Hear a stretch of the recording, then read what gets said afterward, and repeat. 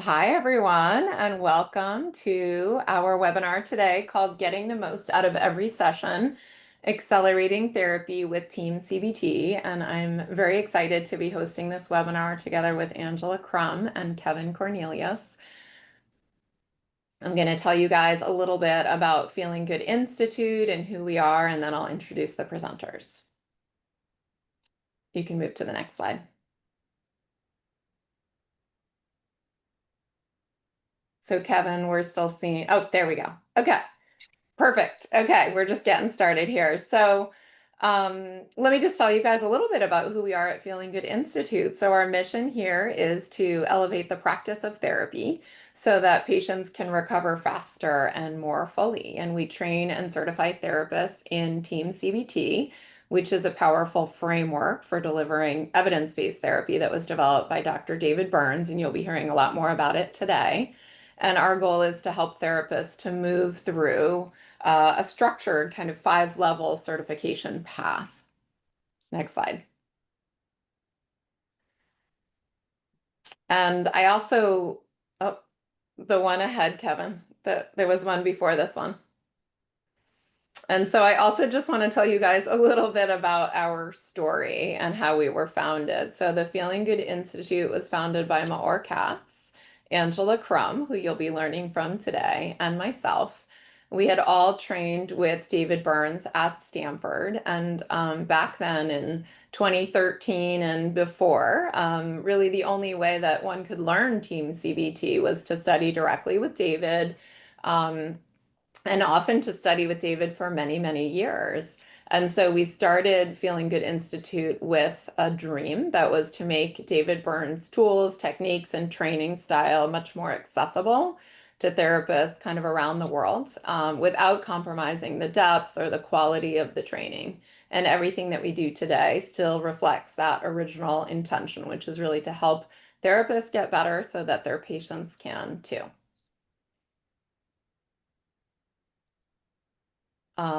And at Feeling Good Institute, we don't just teach techniques, we really replicate David's training style, which is built on kind of one foundational idea, and that is that we only get better as therapists through training and feedback and practice.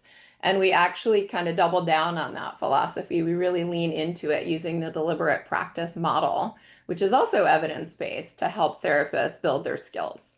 And so on this slide, what I'm sharing with you, and it might surprise you to hear this, but it turns out that experience alone doesn't make therapists better. So just having more sessions and getting older doesn't make us better therapists and doesn't lead to better outcomes. And we know this is true based on psychotherapy research studies. And it turns out that if anything, we all get a little bit less effective over time.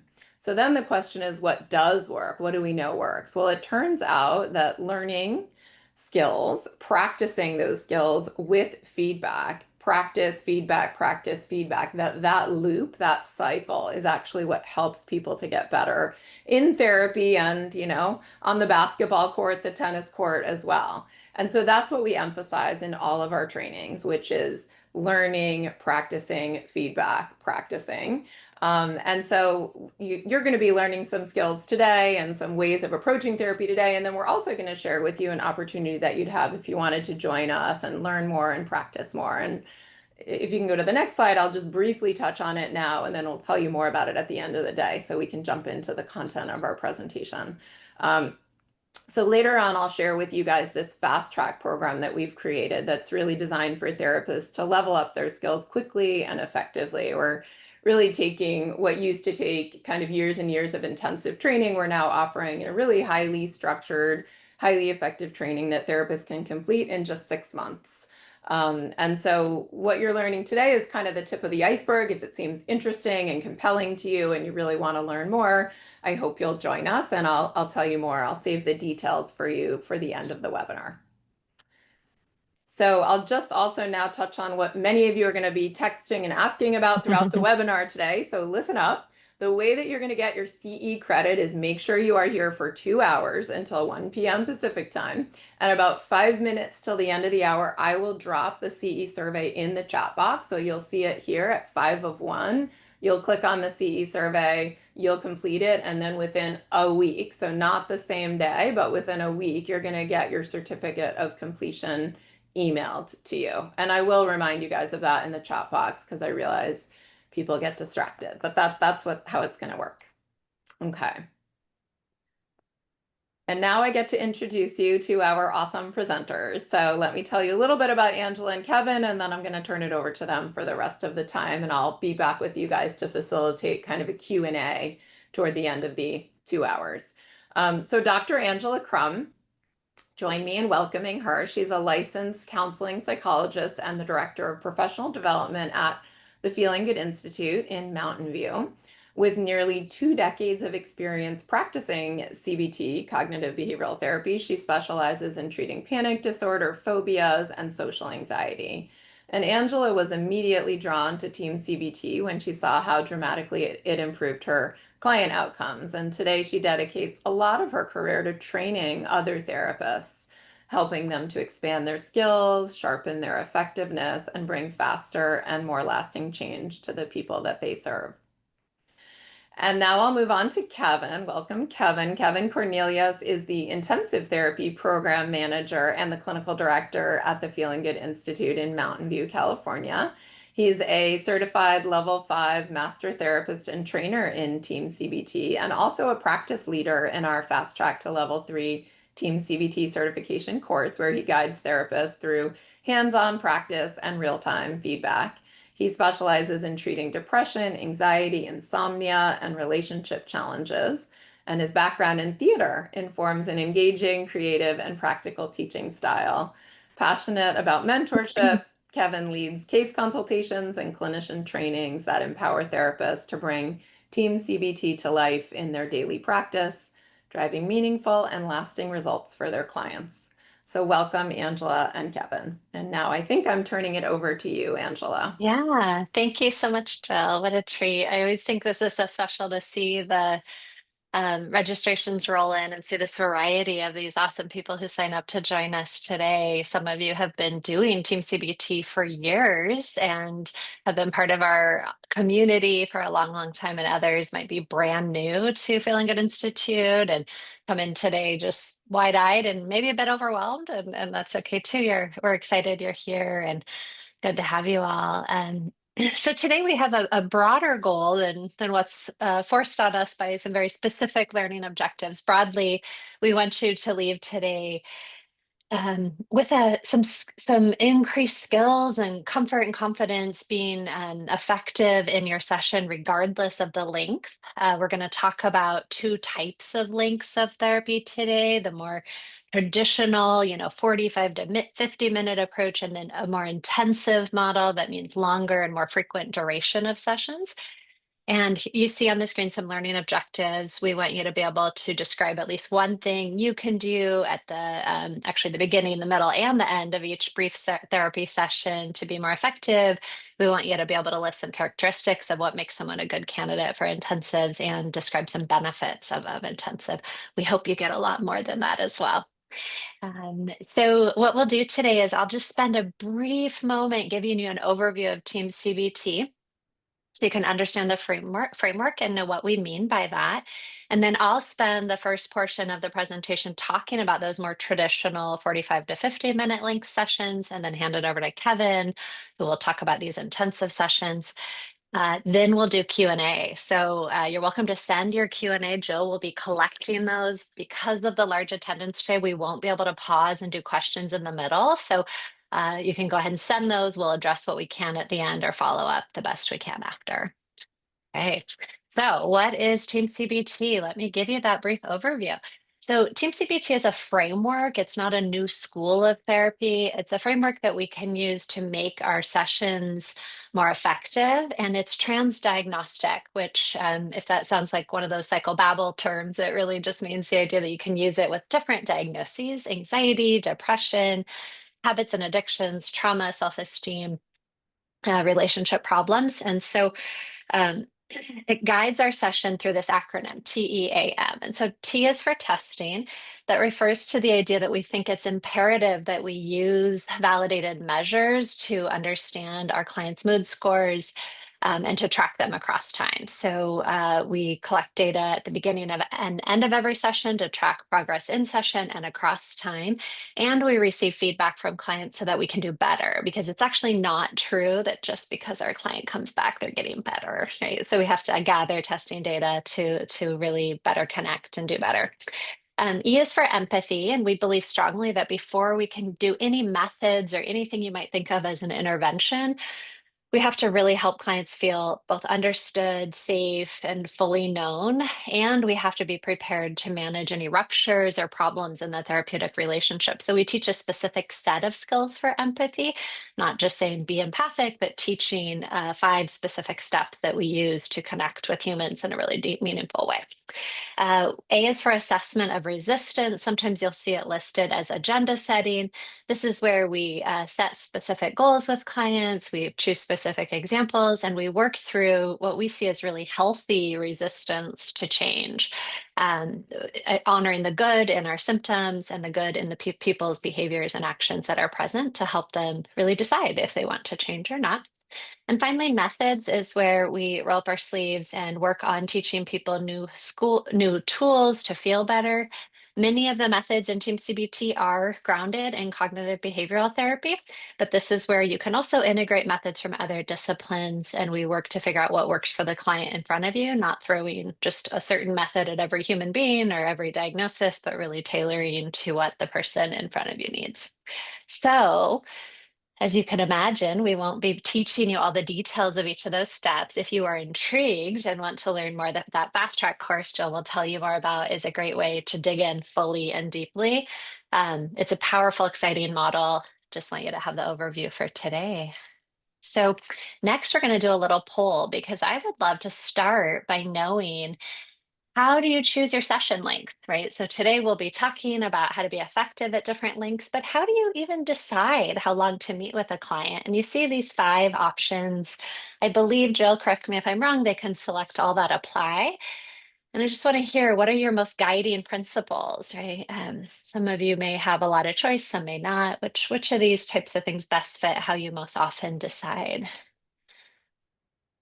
Okay, thank you all for responding. I love the engagement. See that number rolling up. I'll give you just another moment. If you've tuned out and you want to participate, go ahead and click that button now. Wonderful. So let's see. Looks like they're still coming in fast and furious. I'll give you another minute, but I can already see, I'll give you a hint that a primary winner is this idea of going with what's traditional, right? A traditional 45 or 50-minute session. And of course, we understand there's good reason for that. It may be some of the other options you're seeing on the screen. Great, let's go ahead and share those results. Great. So yeah, you can see about 59% of people go with the traditional 50-minute session. 25% say they're tightly bound by insurance or organizational requirements. That's actually much lower than I expected, given that many organizations do require or restrict to that. Less people are going based off what treatment manuals suggest. And that's amazing that 44% of you are able to determine the unique client needs. So that tells me that you may be really varying your clinical work based on what a client needs. And how amazing is that if we could all do it, right? I honor that not everyone has that choice or ability, but how cool to say that maybe we should be doing sessions based on what works for the person in front of us. Kevin, why don't you move us ahead to the next slide? Um, I'll just say one more thing about that. For those of you who don't know the history, 45 or 50-minute session models were not based in research about what's most effective or what really works to help people get better. Freud is generally credited with making that the norm, and he even acknowledged there wasn't some well thought out explicit purpose for it. Eventually, it started as a therapeutic hour, which became 50 minutes for convenience for the therapist. We know we're human. We need a transition. We need to do notes or use the restroom. But what that tells us, again, it's not so much client-centered as it is tradition. So we're going to start today talking about that traditional therapy hour, that 45, 50-minute model that many of us still feel locked into for whatever reason, and think about how can we bring intentionality, organization, and directiveness to each of these phases of treatment, right? So I'd argue that a 50-minute session can be a bit useless and unproductive, or it can be amazing. And it doesn't have to be good or bad based on the number of minutes you have. But there are things we'll talk about that can make it more effective within that model. So yeah, let's go into the next slide then, Kevin. Thank you. Okay, so let's talk about before the first session happens, even the setup. Let me pose a question for you here. How many of you have ever been invited to an event or been to a new circumstance where you didn't know what to expect? My guess is we all have been. Maybe you can think of the most recent time you either signed up for something or you received that invitation and there wasn't a lot of information.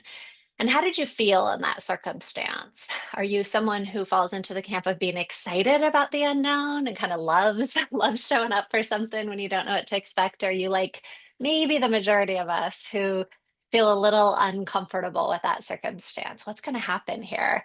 My recent party invite that really threw me for a loop. I got an email from a parent at my kid's school who I don't know very well at all. I just met a few times, inviting me to a dinner at an address I'd never heard of up in the hills. And with very little context. And I looked at who was on the invite list and I kind of dug around and I just sat with it for a while and I couldn't get myself to respond because I kept saying, what is this about? You know, what is expected here? What is the purpose of this dinner? Why did I get invited? What's expected of me? And it wasn't until I ran into her at school one day that I was able to just share my excitement about being included and ask some questions that it all started to make sense that this was going to be a a dinner to honor the teacher and that there would be bringing shared dishes and community. And suddenly this started to sound like a really fun thing to be part of. Kevin, go ahead and click one more time just to show the slide there. Thank you. So I would argue that being a therapist is a bit like being a good party host and that it is on us to set the expectation for what clients can expect. Many times when I'm consulting with therapists who are feeling the very human experience of being frustrated or disappointed about their clinical work, they'll say things to me that imply the client is not doing their part, right? They'll be frustrated. Oh, the client kind of talks endlessly about the same things over and over again. They seem to not take my advice or get stuck, right? And often when we really start to dig into the stuck points, we realize that the clinician has not always made the expectations clear for the client. And so let's talk about how can we be clearer with our clients by looking at the next slide. So on the screen here, you're going to see examples of things that I would argue are important things to talk about explicitly with the client prior to getting the work started together. And one might even argue that these things could be communicated even before the first time you have a conversation.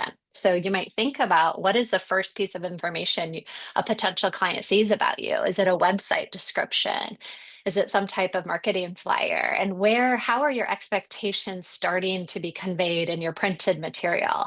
What about in your informed consent or intake documents, right? What about in your first verbal contact, whether it's a phone consultation or something similar? So I want you to think about across all these mediums, how are you setting up realistic expectations for success? So on the screen, you see examples of some of the things I see, and many of us who use the TEAM-CBT model see as roles and responsibilities of the client that we want to talk about. Things like arriving ready to work, arriving to session. And so in a video therapy format, that might mean having a strong internet connection and having privacy, both in person and on video. It might include things like having your materials together, being on time, right? I have a strong expectation in therapy homework. I believe that you can't learn a new sport by just talking about it once a week with someone. You have to get out and swing the racket, right? And so that expectation is tremendously important to be transparent about so that if a client does not want to engage in that type of therapy, I can help them find a better fit and we can avoid frustrating them and having a bad match experience. Again, in TEAM-CBT, the expectation is that we can't do good work without understanding how you're doing and getting feedback, and so doing testing forms. And then I love this expectation that I see one of my clients' jobs as helping me collaboratively balance time in session between supportive talk and work. I see this as a collaborative decision-making step that I need them to partner with me on. Now, what about me? I'm not off the hook, right? I, as the therapist, you, as the therapist, have roles and responsibilities as well. And you see some examples here. For example, collaboratively creating a treatment plan, generating that path of how are we going to get from where you are now to your goal, right? Staying on track. So, for example, picking one goal or one problem at a time to work through and sticking with it until we've made progress to avoid jumping around in session from topic to topic. Assigning meaningful homework. I think it's a tremendously important part of our job as a therapist to pick meaningful homework, not just busy work for our clients. And then again, that shared responsibility of balancing time between supportive talk and work. So I want you to pause for a moment, or I'll pause for a moment while you think, what are some additional roles and responsibilities that you have based on your style of doing counseling for the clients you work with and for yourself? And I just want you to jot those down because each of our lists may vary a little bit. What would you add? What would be different for what your expectations are? And again, these are just notes for yourself.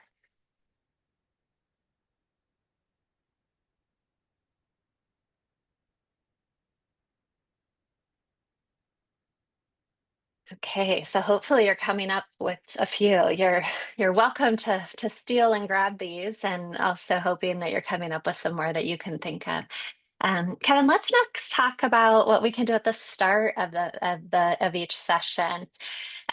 So I'm curious, and this is an opportunity where I want you to chat some answers to Jill. I think you're going to do chat ideas to the panelist. Does that sound right, Jill? That's right. And yeah, and so what I'd love to hear is what are some examples of your favorite opening line to start a therapy session? I remember in grad school having conversations about this, the different approaches of what do you say? How do you begin? Right? And we'll hear if Jill can just give us a few examples as they start to roll in. Okay, I am going to read them to you. Let me see. Okay, what brings you here today? Mhm. What would you like to work on today? How can I support you today? I'd love to hear about your homework. Mhm. Cool. What's been going on? Tell me a story about your week. Mhm. Cool. Tell me a little bit about yourself.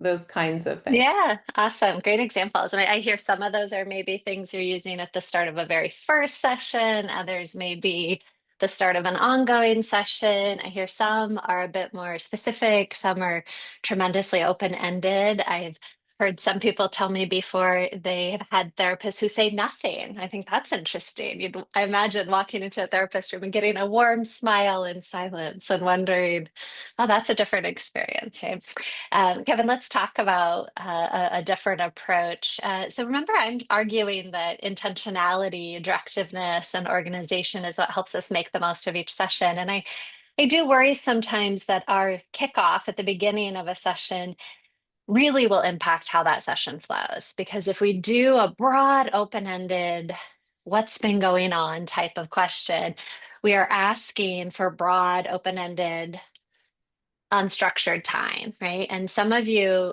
may feel really connected to that, and I don't intend to talk you out of it today. I make space for you to, of course, do as you wish. And I want to show you a different way that really does bring structure to your session. So I don't have a magic phrase. I don't have one perfect way to start because it's going to depend on your style and your connection to the person and how many sessions you've been in. But I do have three things I'd like you to think about covering in an integrated way at the beginning of each session. And those three things are to review testing data, to review homework, and then to issue an invitation to get to work. Okay. And we'll talk a little bit about each of these. So generally, um, I do this by acknowledging this is the plan, right? So I welcome the person in whatever warm way feels right. And then I share with them, I'd love to take a minute to review the testing data, check in about homework, and then think about our plan for today. And almost always my clients feel excited to hear that and they feel held by getting to collaborate in this check-in and setting our agenda.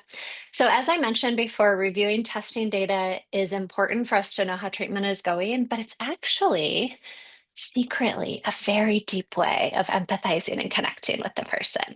Because when we have a snapshot of all of their feelings as they walk into the room, we know a lot and we have an opportunity to dig in and connect at a very deep level and really know all the feelings that are present. So it's really actually a lovely empathic way. A lot of people hear testing and think that sounds like some cold clinical thing that associates with like clipboards and white coats. And actually, what this is an opportunity for us to really connect deeply around emotion. Okay.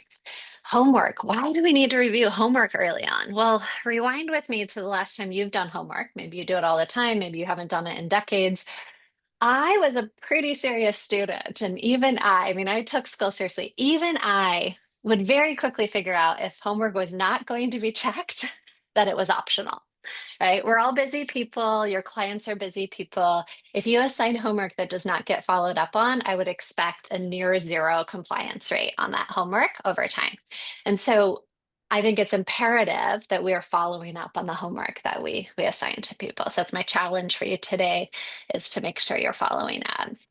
And then, of course, we need to figure out how do we transition towards the work. And this is an example where I wish we could spend a whole hour practicing a specific skill in Team CBT called the invitation step and how to do that empathically and supportively. That's more stuff for like a fast track course. Today, what I want you to think about is simple transitions that honor the plan we've been having and ask the client if they're ready to get to work. So, an example of that transition may be something like, so last time we left off here, right, talking about working on, and our plan for today was to follow up and do XYZ, fill in the blank. Do you feel ready to jump in now, or do you need more support, or do we need to make any changes to this plan, right? So I'm reviewing where we've been, what our plan is for today as we transition forward. Again, a formal invitation step is also a lovely way that we could teach you more about it another time. So you hear the start of the session, we're covering these key pieces that need to be worked through. We're doing this in a few minutes, 5 to 10 minutes, and moving towards the work phase, or at least inviting them to the work phase very early on in the session. Okay, so we're mastering how to be efficient at the start. Let's talk about what do we do during the session? How does our thinking shift? So as therapists now, the session's moving forward. We want to continue to be intentional, organized, and directive as we move through these steps of the TEAM model. Getting organized in advance will really help you in mid-session, so to stay on track. So I encourage you early on in your work with clients to figure out how will you be organized together. Will the client have a written notebook that they're using to track their work? Will you have shared documents online? Whatever you decide, be explicit about it because mid-session, I'd encourage you to model helping them stay organized by writing down their own goals. What is it we're working on right now? To track and take notes on the learning that's occurring. And probably most importantly, to be checking off or listing the methods that you're finding that are useful for them. So in Team CBT, if you teach them a really cool method like the double standard technique and it hits home and is really helpful for them, we want them to have explicit notes about how to do that technique on their own and what worked for them, right? So that they're keeping track and they're learning. I believe strongly that long-term outcomes in therapy are dependent on our ability to help clients integrate the learning and know what worked and know how to repeat it on their own, right? So they can happily graduate from therapy someday.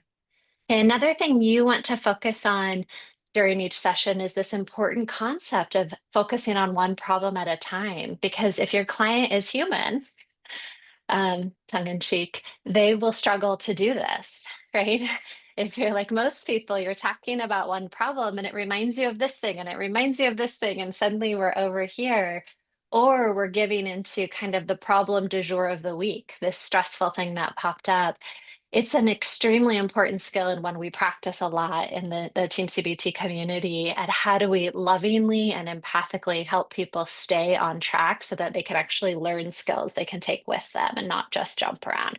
So your job during the session is to focus on How can I gently bring us back? How can we focus on one problem at a time to see some progress? And I'll show you in a case example a bit of how we did that later. Okay, and then the third thing you're doing during the session is thinking ahead about homework.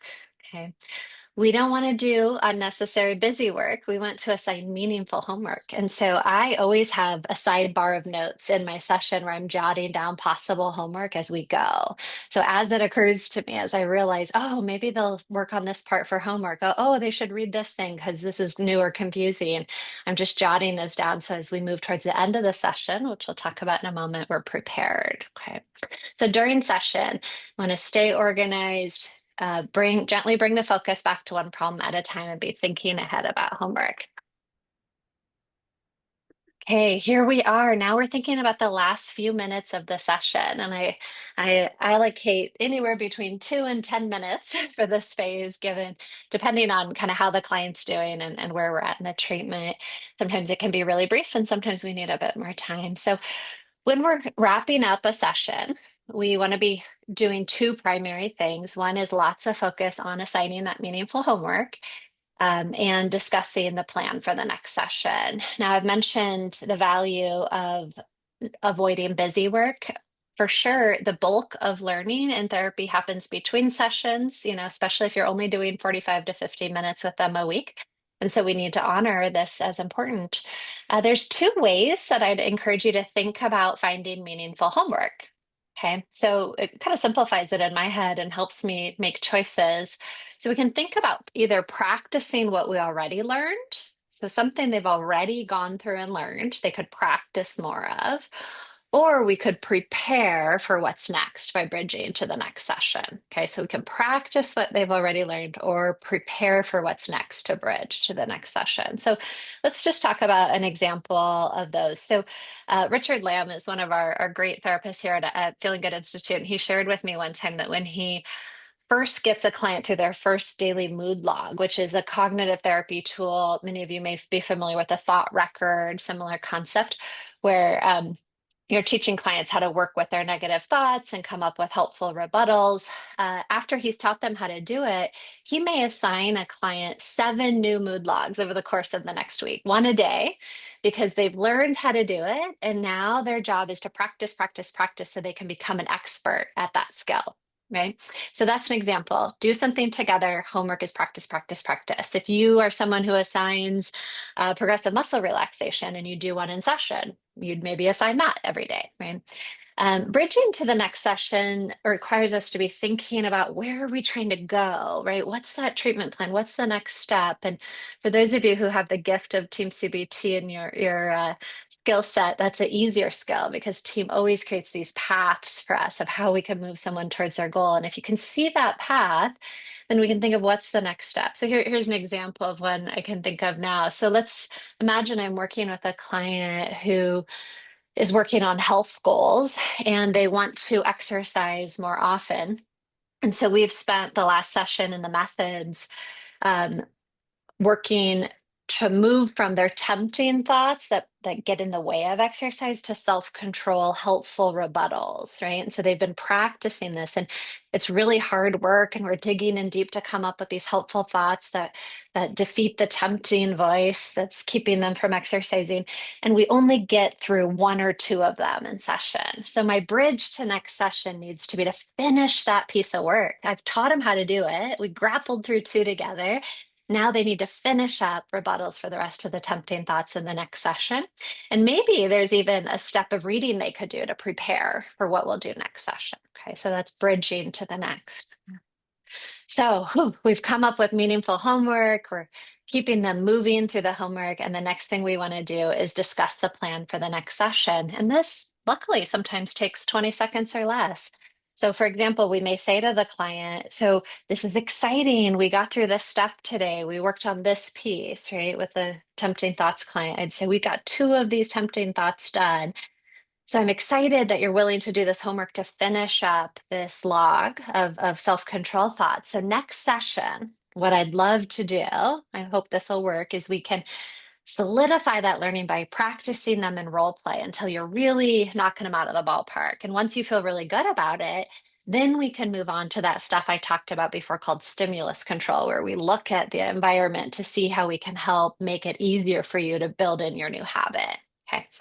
So what did that take? 30 seconds maybe for me to tell the client how we'll move from where we are today, use the homework, and what we'll do next time. Okay. My clients love this because they leave the session knowing where we're going and they come back in next time with the idea that probably, now things change, we'll be flexible, right? But probably that's this exciting thing is what we'll do next, and they're ready to get to work. Plans do change, things come up in people's lives. And so our plans are tentative, right? They're a hypothesis of what we'll do. And of course, we'll pivot and be flexible based on what the client needs and what's most important. But that plan, offering the plan, I think is a gift to them to help them stay on track and know where we're going. Okay. So that's the pointers for the end of each session. Let me give you just a few minutes of examples of how these components of effectiveness might work with a real client. I'll talk you through a case example of a client who I'm calling Arushi, who I worked with recently. And Arushi is a mid-40s female, married, moved to the US in her 20s for college from India, where she grew up. She works in the science fields. She has two elementary age children and has experienced off and on depression throughout much of her adult life. At the start of treatment, when she came into me, she was feeling herself really struggling to get her day started every day, really withdrawing from work and procrastinating more, feeling a bit despondent about her career trajectory and her marriage. And she described her one light, as she put it, as her kids. They were really a source of joy for her. And the trigger to this episode was not her first experience of kind of low-level depression, was an argument with her husband about their relationship with his parents, her in-laws. She was feeling unseen and unprioritized by her husband and feeling a bit hopeless about the future and how they would navigate this really challenging relationship. You'll see on the screen here some of the goals she identified, like increasing her happiness overall or reducing depression, improving the relationship with her husband, and increasing work productivity. Okay, so we talked about the setup being an important part. And so on this next slide, we're going to look at what did Arushi and I cover in actually the first two meetings, which I collectively called the intake. Your intake process may be much shorter, it may be much longer, it may depend on the client. This took about 2 sessions for us to get through this content. So, of course, in the team model, we were doing lots of that E step, empathy and building rapport, gaining very deep understanding of her unique way of seeing the world, all the factors that were contributing to her struggles. I was gathering assessment and background information to understand how to work with her best, and we were setting expectations for client and therapist roles. So again, as mentioned before, this is explicit conversations that are reinforced by my paperwork about how the client and I can work together. It's kind of a fun discussion of role setting. We also worked on through answers to something that David Burns, a real gift he's given us in the community that he calls his administrative memos. He has two of them that really help with these conversations about client and therapist roles because it asks clients to self-reflect on their readiness to do homework, their willingness to commit to sessions, their commitment to being honest and open with therapists, and even ticking off examples of things that might get in the way, right? Things that might make it hard to do those things. So we talked about the answers to those questions. And then we spent a good amount of time collaboratively discussing and committing to a treatment plan. Again, that's where we came up with those goals on the first sheet. Arushi decided that for her first goal, she wanted to focus on increasing happiness. And specifically, she wanted to tackle the feelings of misery and despondency that accompanies each morning when she wakes up. She realized that how she started her day focusing on all these struggles left her feeling hopeless and unmotivated. Then it felt like it spun out from there. So we just agreed to hold off on the other two areas, honoring the need to work on one problem at a time until we'd made progress there. You'll see already on this slide that there's homework happening. And the homework you see here are just examples of things that I set up as background learning to move us ahead. So I believe in high levels of transparency with clients. I want them to know the approach. I want them to understand the methods I'm using so they can decide if they agree with it and if it works for them or not. She'd already done a bit of research about CBT and showed up asking, found me because she wanted CBT. And so she was excited to get into the approach to the reading. I assigned her through one of David Burns's books, which you see mentioned there. Let's look at what happened after those first 2 sessions of intakes. So our third meeting together, now you begin to see the structure of what do we do at the beginning, the middle, and the end of each session to increase effectiveness, right? So we did about 5 to 10 minutes of reviewing her mood surveys, lots of empathy and connection around what I'm seeing there, and checking in about the homework she did. In this session, the homework check-ins brief. She'd done background reading. It made sense to her. There wasn't a lot of need to talk about it in depth other than to just validate her reading and answer a couple of brief questions. This allows us to get to the middle session where, remember, my goals are things like keeping us on track, thinking ahead about homework, balancing the time between supportive talking and getting to work. And so in this session specifically, I was able to issue the invitation. She agreed she was ready to get to work, and we chose that moment in time where she wakes up. We started our first daily mood log, which is, again, the hallmark of cognitive therapy is these concepts of what are your thoughts and how do we learn to change them. And we even got to do some agenda setting around positive reframing, which is this really cool step, which again, won't have time to teach you today, but in short, it teaches us to honor all the good reasons clients might want to hold on to their negative emotions and all the good things it shows about them. So as you look at this example, when we get to the end, we're thinking through, Arushi and I together, how to set up homework that can help us deepen the learning we started and bridge to the next session. So you'll see what's assigned here does both those things. The first part is deepening learning and completing a step that we were on, and then starting to bridge to the next thing, right? So that she could, I'm sorry, the second part was practicing what we'd done with a new example to solidify the learning. Okay, great. So session 4, you see kind of similarly, beginning, middle, end, right? You're hopefully starting to see some pattern here. We're at the beginning, welcoming people in with the structure. In this session, it was fun. We were getting into some of the methods where she's actually beginning to come up with rebuttals to her negative thoughts. She's starting to see the value and not just letting these negative thoughts kind of rule the show, but arguing back with them. And here her homework is really deepening the learning by reading about the topics we talked about, finishing what we did, so that we can be prepared to move forward. Okay. Um, we'll show you one more example. They'll see similarities, different methods on session 5. Here again, opening with the warmth and the connection, interventions, and then focusing on homework that moves us ahead. Around this time is when Arushi was starting to really feel like she'd made adequate progress on this first goal and really understood the model that she could start applying it to new topics and new problem areas. And it freed us up to move on to one of her other goals. In her case, it was such a touching moment where she admitted to me that she'd chosen the morning moments as a bit of a safe example to start with, and then really wanted to deepen into what she saw as the harder work, which was the relationship work with her husband and a lot of the hurt and the pain there. And so you'll see on the next slide, as you finish one problem area, it opens up this opportunity to decide where to go next, right? What's our next example or goal that we want to work on? Because we didn't jump around topics those first sessions, because we saw the model through and really worked one example through deeply, we made progress where we were then able to shift gears and focus on something else that she really cared about. It allowed us to practice to move to the next goal.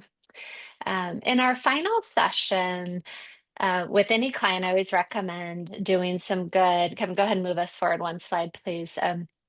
We want to do some really great processing of what happened in therapy when we're wrapping up. We want to look back at what was successful and look ahead.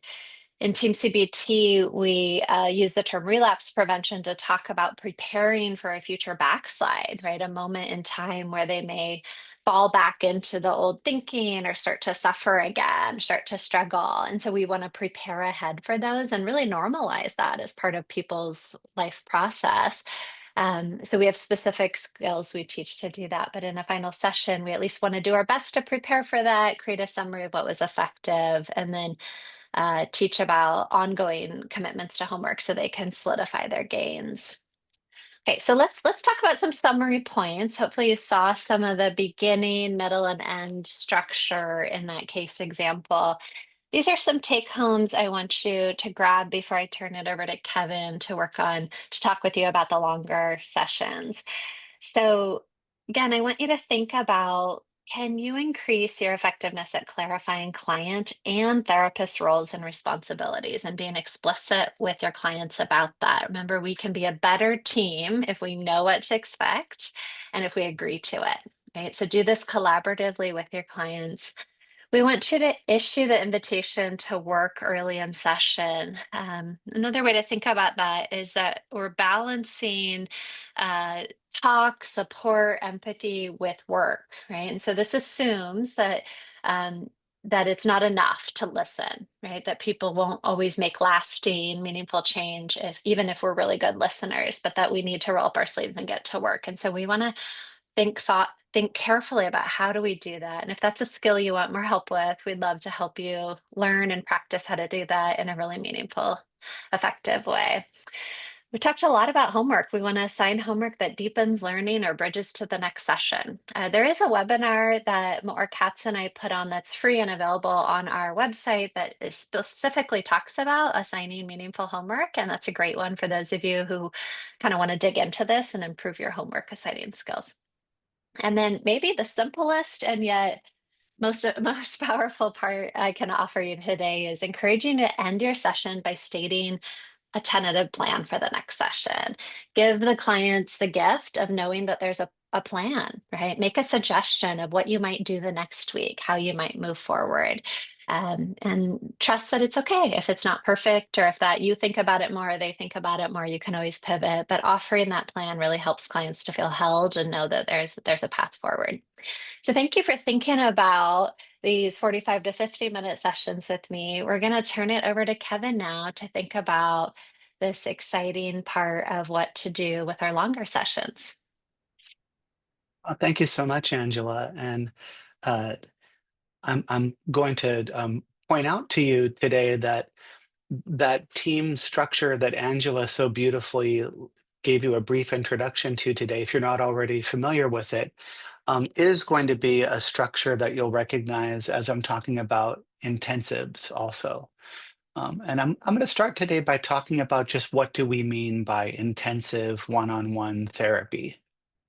So that's where we're using longer, more frequent sessions over a short period of time so that we can accelerate the patient's recovery. So this treatment is one-to-one. It's not group therapy, and it's very customized. It's very tailored to each patient's individual needs. Just to give you an example, we may do, I would say an average amount of time for intensives for us would be around 12 hours over the course of 2 weeks. So maybe 3 2-hour sessions per week for a couple of weeks. And then we would follow up the intensive with weekly, hourly sessions to maintain and build upon progress. So I mentioned that so you can kind of wrap your mind around what do we mean by an intensive? How long are these sessions going to be? And I do have a question for everybody with another poll for you. We want to learn like who's already doing intensive therapy with your clients. So have you ever provided this to your clients? Please answer. You've got a few options of what your answer might be, and we'll let everybody chime in here. See the numbers climbing. It's very exciting. And we'll give you a little bit longer to log in your answer. I feel like we should have some music like on a game show or something here to make this more entertaining while we're waiting for all the answers to come in. I'll refrain from singing. You don't need to hear my singing today.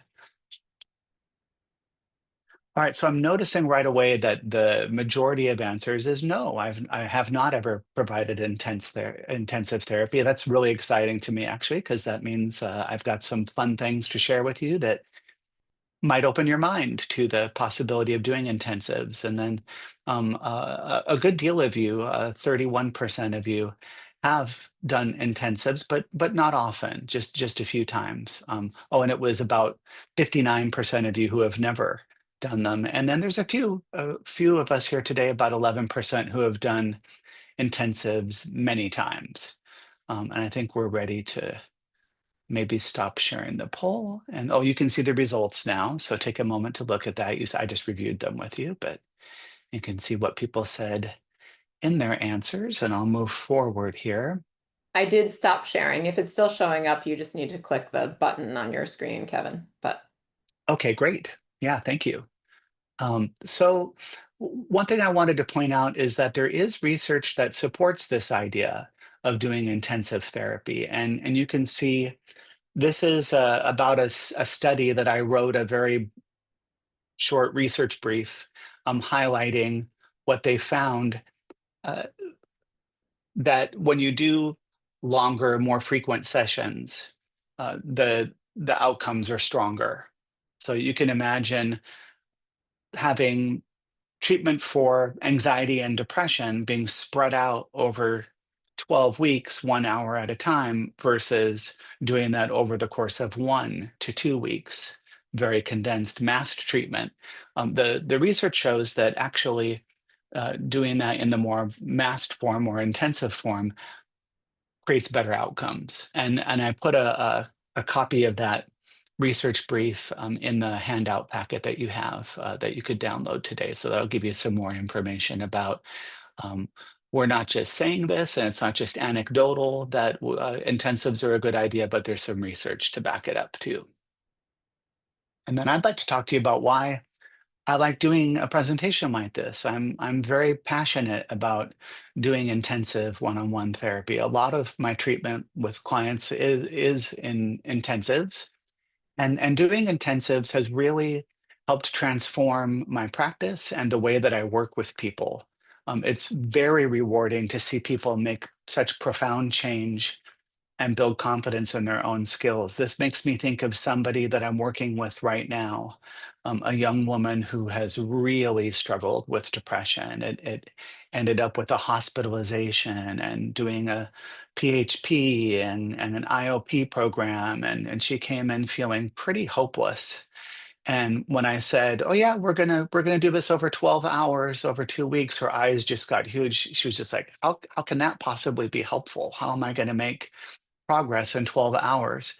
And I let her know that typically within the first 5 hours of treatment, we see a huge reduction in symptoms. And then our remaining time together is making sure she knows how to recreate that for herself, that she knows how to use the tools without me, because I want to make me unnecessary. And she was, skeptical still. And then, sure enough, we're halfway through her intensive right now, and her symptoms are at zero for her depression and anxiety. And she would have never expected to see that prior to coming in. So that's why it's really so exciting to see people build confidence in their own skills when they see through their testing that Angela was mentioning, that they actually are getting better. And of course, they can feel that they're getting better too. Intensive one-on-one therapy has really helped me become a better therapist, because I've gotten much better at being consistent with setting really simple, achievable goals in the work that I do with all of my clients. And then I want to tell you one other brief story about getting started in intensive therapy, because I think that, I think we saw 59% of you have not ever used intensives. And, I'll just share my own experience. Before I ever decided to do intensive therapy, I heard about it. I was fortunate enough to study a lot with Dr. Burns and with Jill Levitt, who's here today, before I joined Feeling Good Institute, and then got lots of training with Angela. And I heard a lot, David, talking about intensives, and he was encouraging me to consider, trying to become a therapist at Feeling Good Institute. And he had this vision of, you could be doing these intensives with people coming in from all over the world, and you'll work with them for 1 week, and they're going to get so much better. It's going to be great.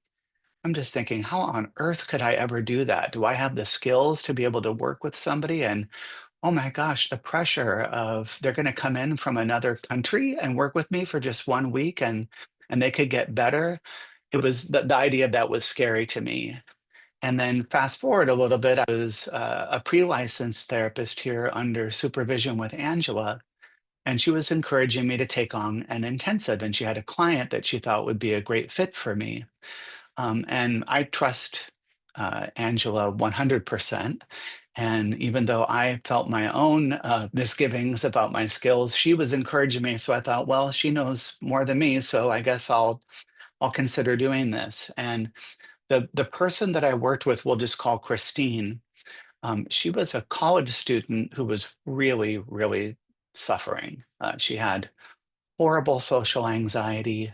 She was left her first semester of college early and had to have a hospitalization because her anxiety, social anxiety, was so strong that it also led to intense depression.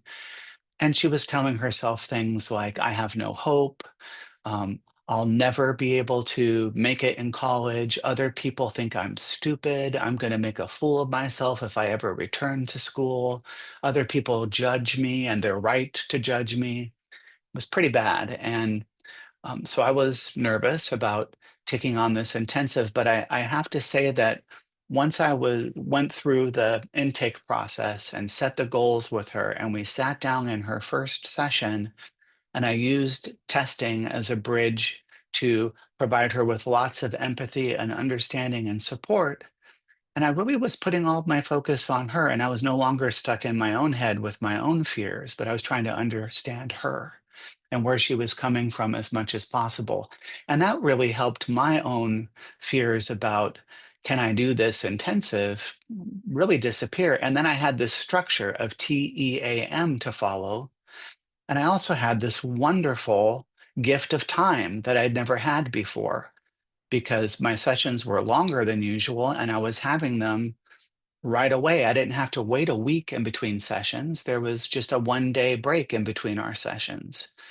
And so the momentum was really wonderful. We didn't have, maybe some of you might have noticed, sometimes there's a tendency to take 3 steps forward and then 2 steps back over and over. Like if the client didn't do their homework as well as they had said they would, or just that space in between sessions sometimes stops the ball from rolling downhill, so to speak. So actually the intensive was really successful. It was exciting to work with her. I loved being able to just go through the TEAM-CBT model without any pauses, really, and help this person achieve her goals. She was able to return to college successfully and not have social anxiety hold her back anymore. So I was ready to do more and really hungry to do more intensive therapy after that.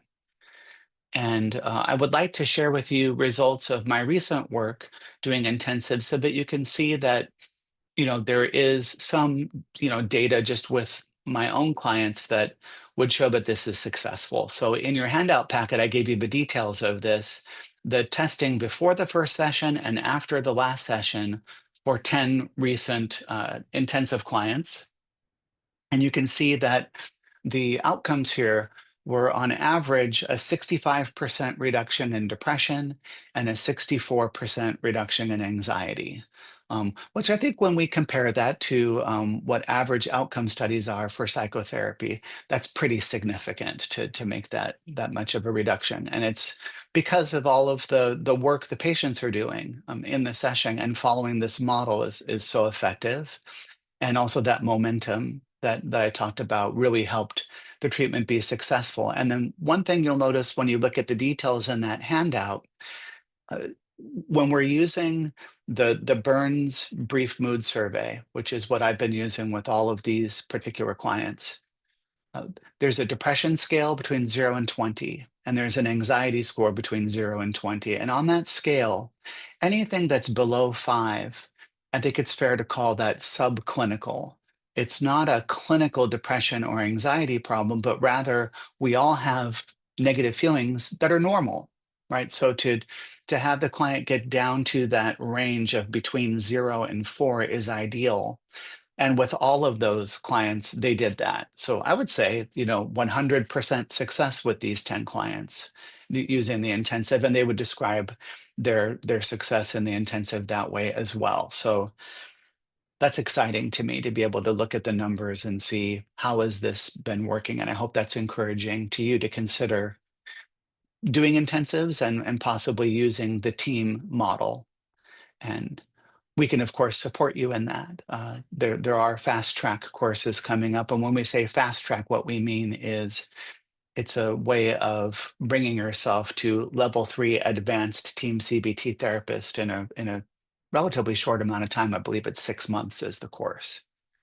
So let's talk about the benefits of doing this one-on-one intensive therapy.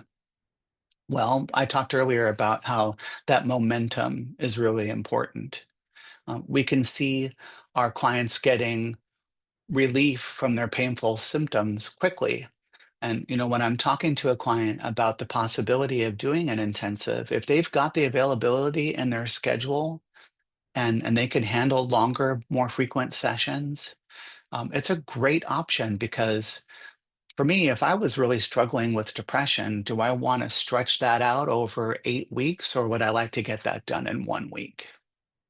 I'd kind of like to get that done in 1 week and move on with my life and not be held back by these problems anymore. So that's a big benefit of an intensive. And then also, we really put an emphasis on the client learning skills that can be very empowering for them. Um, One of the things that I really like about doing Team CBT is it keeps me accountable for not encouraging the client to only rely upon coming to me for session after session in order to get better. I actually want to make me unnecessary right away. I want to put myself out of a job, so to speak, with this client as soon as possible so that they're very empowered and they know what to help themselves. They don't need to just keep coming to me for weeks and months, right? And so I'll describe to a person who's considering doing an intensive, it's kind of like you're going to a little mini graduate school to learn how to become your own best therapist, because you're going to have these great tools that you'll be able to use for the rest of your life. And you know, I like meeting with you and talking to you, and that's great. But you're not here to be my friend and hang out with me. You're here to make yourself feel better. So, the worst case scenario is you'll feel so great you won't ever have to see me again, and that's actually the best case scenario also. It can be a really great fit to do an intensive for somebody who's taking a break from their schedule in some way.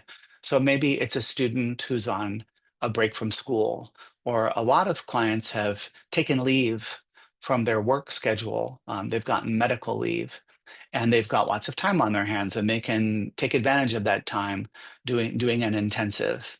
And some people will even come here, they'll use some vacation time. Maybe I don't think of therapy as my ideal vacation, but they use some vacation time to come and just make huge progress and then go back to their busy life. And for some people, they can avoid something like a hospitalization or really intense partial hospitalization by doing intensive one-on-one therapy instead. And one of the benefits of our program is it's very customized to meet the individual needs of this client. It is not a set schedule that they have to work their life around.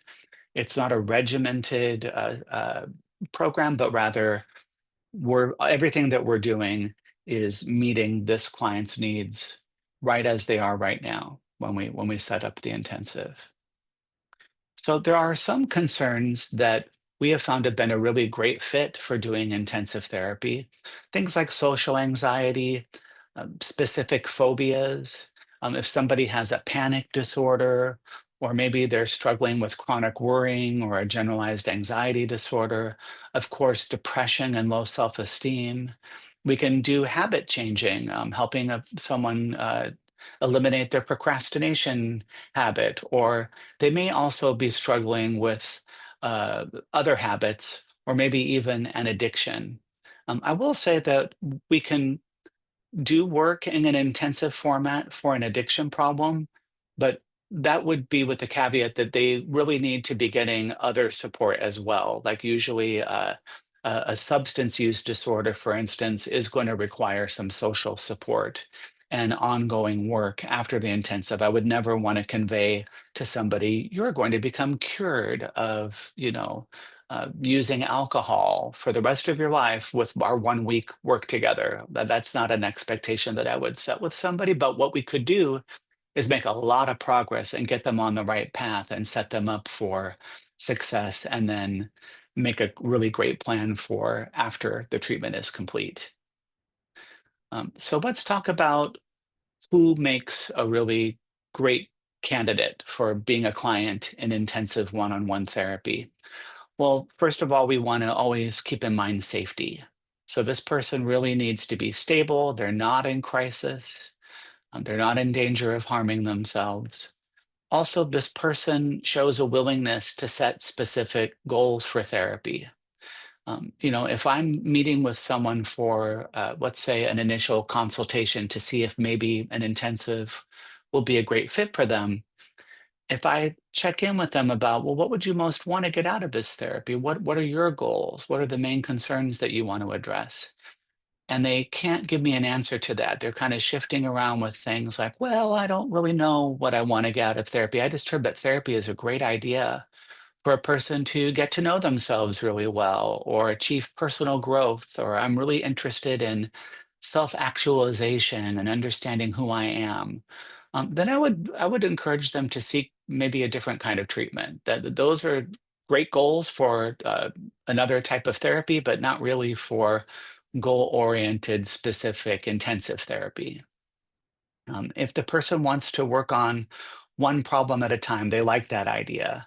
And they like the idea of choosing between 1 and 3 really specific goals and focusing in on those and really achieving those goals, then intensives could be great for them.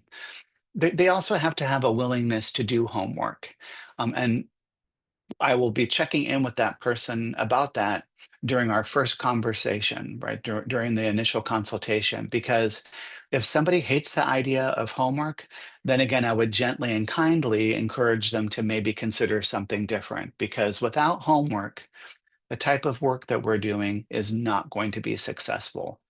Usually clients actually get worse instead of better without doing psychotherapy homework and without doing it in the right amount.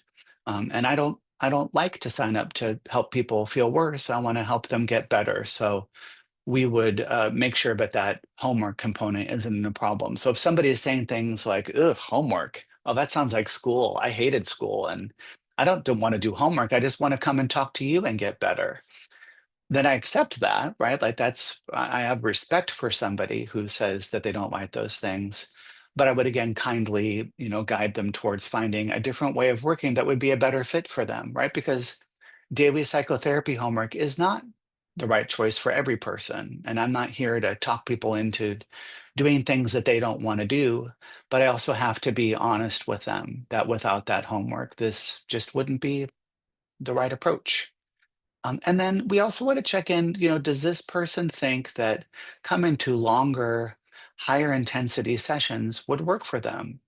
Again, that's not a great fit for everybody. So they might want to consider, instead of doing 12 hours over 1 or 2 weeks, maybe what they would like is sort of in between that hourly 50-minute session and an intensive. So maybe they want to meet with me for an hour more than once a week. Or maybe they would like to work once a week, but for a longer session. So it's not a formal intensive, but we're giving a higher dose of therapy, but not as fully intensive. So we want to be flexible and come up with a plan that really fits what this client can participate in and have it be a really rich, rewarding, wonderful experience for them, rather than I'm overwhelmed by the amount of therapy that we're doing. And then we want to use our imagination to consider who would be a great fit for this. So I've just put some examples, but I'm sure, we're all a little bit different. And you've had different experiences with the clients that you like to work with. And so you can use your own creativity to think about who would this be great for. And so I really love working with high school and college students who are on a break. That's a great way to provide an intensive. Also, Sometimes somebody has a more supportive counseling type therapist that they've had a long relationship with, and they really love doing that. They've been working with a therapist for a while. That person is somebody that they go to for support and to just be heard and understood and not have somebody who has an agenda for them to be different than they are, right? That's a beautiful thing. However, the therapist is noticing you're really struggling with panic disorder, and that's not what we're addressing when we're doing supportive weekly counseling. So maybe, an intensive to work with somebody for 1 week and really get the skills to help yourself overcome that panic disorder would be a great idea. And so they might refer their client to us to achieve that goal. And then, of course, we collaborate with that referring therapist. We coordinate our care so that we're all just one big team working together on achieving this client's goals, and then we return them to that therapist to continue that relationship and that supportive counseling that they love. Maybe there's a person who, I mentioned this before, has taken a leave of absence from work, and they want to make significant progress quickly and be able to return to work. Or maybe somebody is stepping down from a higher level of care. They might be leaving a residential addiction treatment program, and they're no longer using a substance to help them with handling negative emotions and life's challenges. They might come to us for an intensive to learn skills. What am I going to use instead of the substance that I've turned to? Well, I can use these skills that I learned in this intensive to help myself with my feelings that I used to address with a substance. Or somebody had a hospitalization for a primary mental health concern, and then they want to have a step down from that intense level of treatment to something that helps them return back to their regular life so that they don't have to have a relapse that brought them into that hospitalization. And sometimes people are living in an area where there are limited therapy resources. They don't have a therapist near them who does intensive therapy.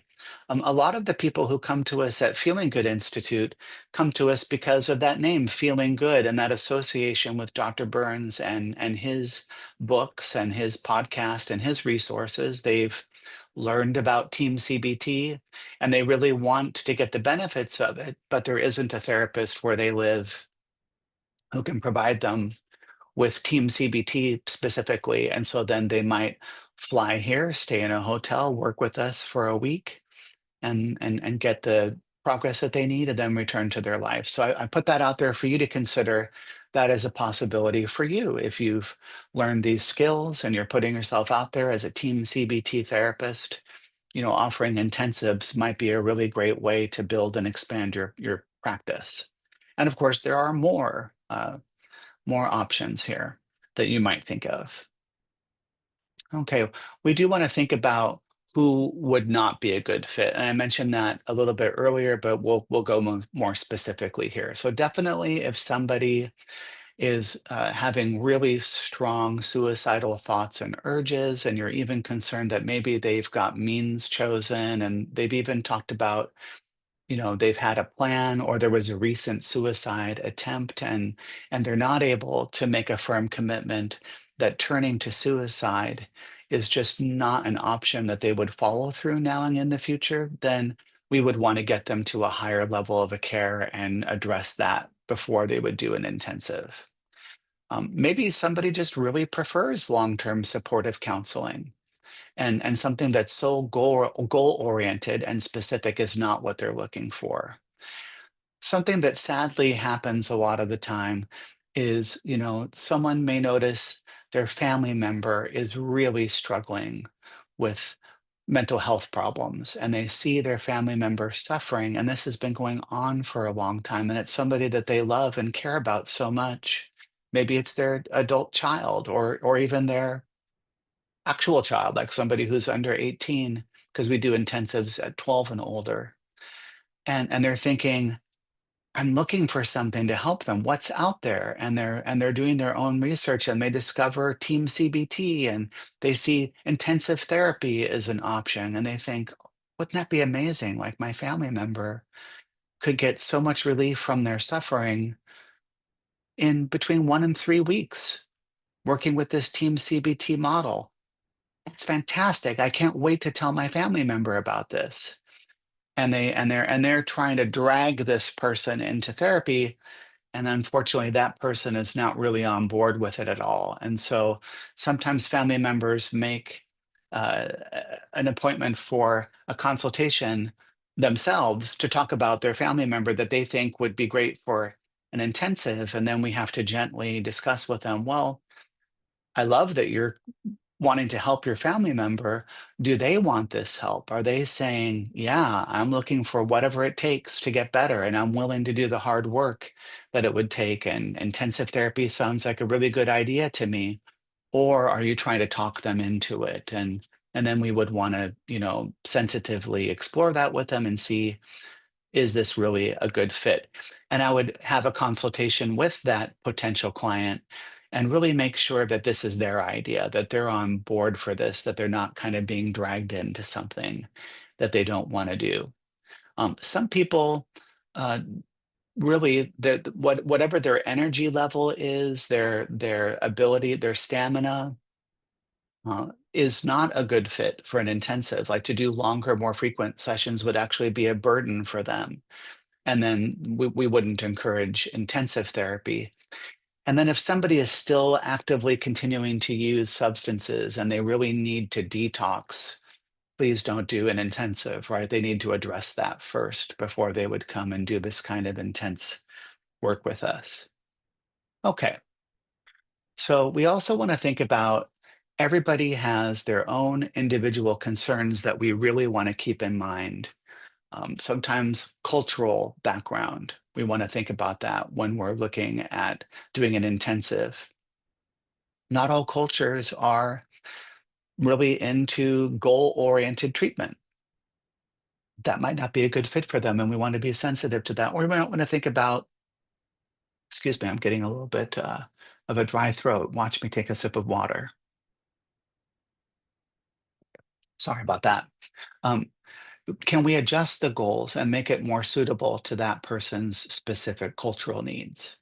Or if somebody has neurodivergence, and that might impact the use of longer, more frequent sessions. So again, we want to be flexible and adjust our plan to fit that need.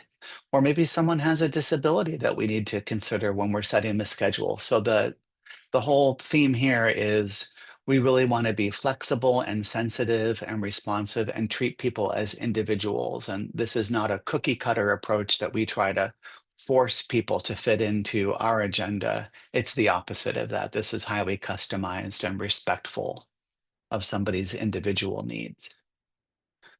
Okay, so I've mapped out here a process for you to understand from beginning to end what an intensive is. So we start with an initial consultation, which I mentioned before, where I'm trying to let the client know what an intensive is like. And I'm also trying to find out, what do they want to work on? Can they set specific achievable goals? Are they interested in doing therapy homework? Is doing longer, more frequent sessions a good fit for them? And then we would have an initial assessment where we do goal setting. So our process here at Feeling Good Institute involves sending them quite a bit of forms to fill out before we have what we call a goal setting session that gives us lots of information. So there are diagnostic surveys. There's a new patient information form where they're letting us know things about their background and also what their goals are for the treatment. What kind of help have they already received? Are they working with a psychiatrist or a doctor who's giving them medications, and what are those medications? That sort of thing. And it's a lot. It takes them a while. It takes about 30 to 45 minutes for them to fill out everything, but it gives us lots of great information that saves us time, so that when we meet and for a goal setting session, which in our process is a 50-minute session, we can really focus in on setting between 1 and 3 specific achievable goals. while also connecting with this person and providing them with some empathy and support and understanding and connecting with them on a human level while we're also trying to convey hope and let them know there is a plan that we're going to follow in order to achieve your specific goals. And when I do these goal setting sessions, I really want that client to come away with a sense of hope because we have set goals that mean something to them, that are relevant to them, or they really would change something in their life right now. And then I've laid out for them a clear plan that they understand so they can think, okay, this is achievable. I can do this. When we're before the intensive, they're going to have some homework. And I'll talk to you as we go through the presentation, the types of homework, depending upon the goals that the person wants to achieve. At the beginning of the intensive, we are going to be using this TEAM model all throughout the treatment. So we'll begin with testing and providing empathy, as Angela was describing with her client as well.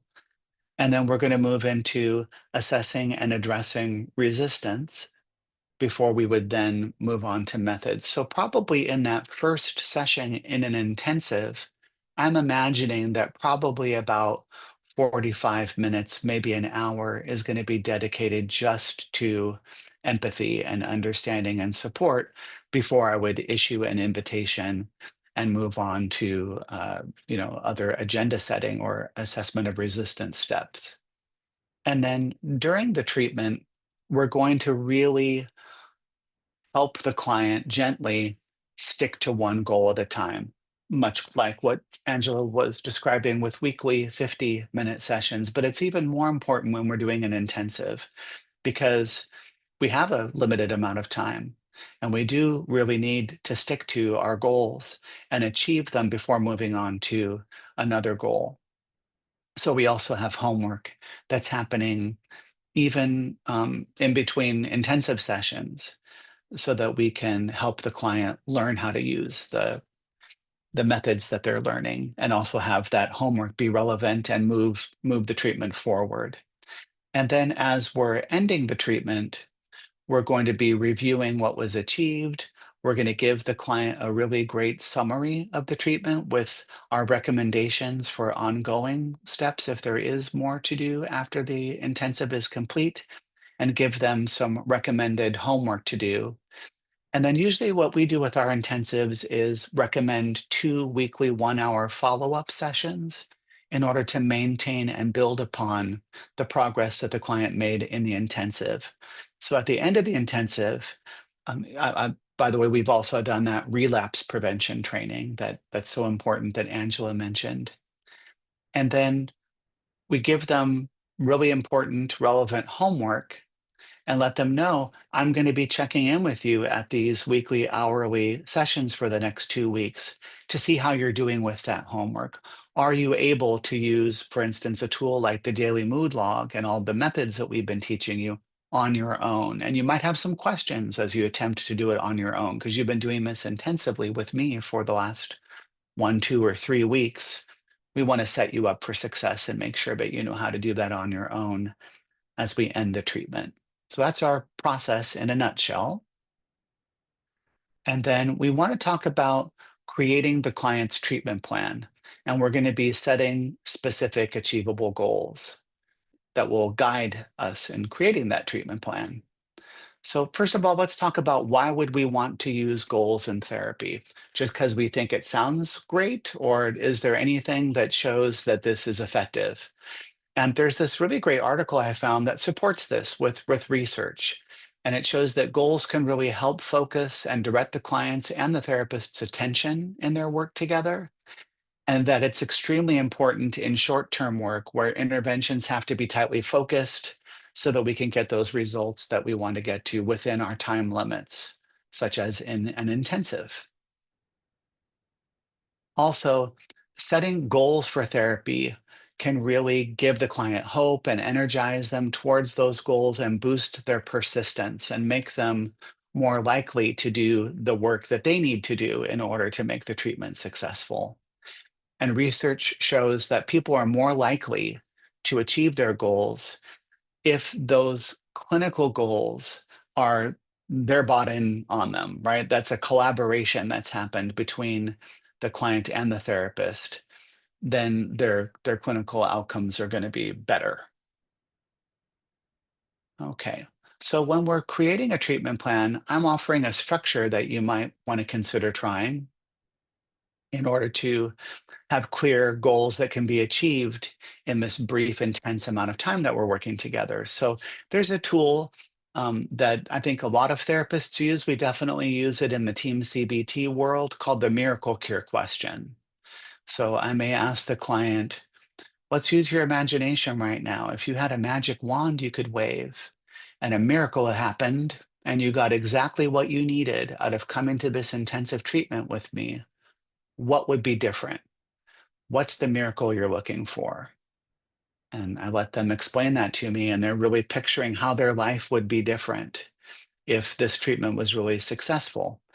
And then I work with them on translating their goals, their hopes and dreams for what they would achieve in this intensive into kind of therapist's language, into TEAM-CBT language. What are one or two skill-based treatment goals that we could use in order to make that miracle happen? And then I will talk to them about homework and give them homework to do before we begin, during the treatment, and afterwards. Step 5 there, ongoing homework. And then we always want to include relapse prevention training as a big part of our treatment plan. This idea that negative feelings are a normal part of life. The likelihood that you're going to feel very negatively again, even though you're feeling great at the end of this intensive, is 100%. And we want to accept that and understand that our negative feelings are actually an important part of life. But that doesn't mean that it has to turn into a full-blown relapse of a depression problem or an anxiety problem that caused a person to need therapy. And we set that up for them skillfully with some specific methods.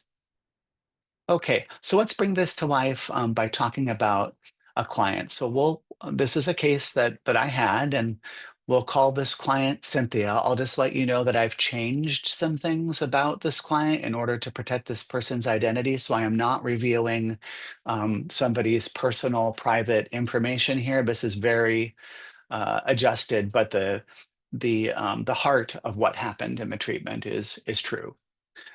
So let's consider Cynthia, a 40-year-old African-American cisgender lesbian married woman living in Los Angeles with her wife, and they had 3 elementary and middle school aged children. And Cynthia had this really successful career in television writing and recently got this dream promotion, this just great breakthrough in her career. She got a really lucrative script deal to write for a hit TV series. And the way that she described the problem was that there is this paradox in her life. The more successful that she got financially, the more anxious she became about money. And recently, she and her wife were looking at buying a new car.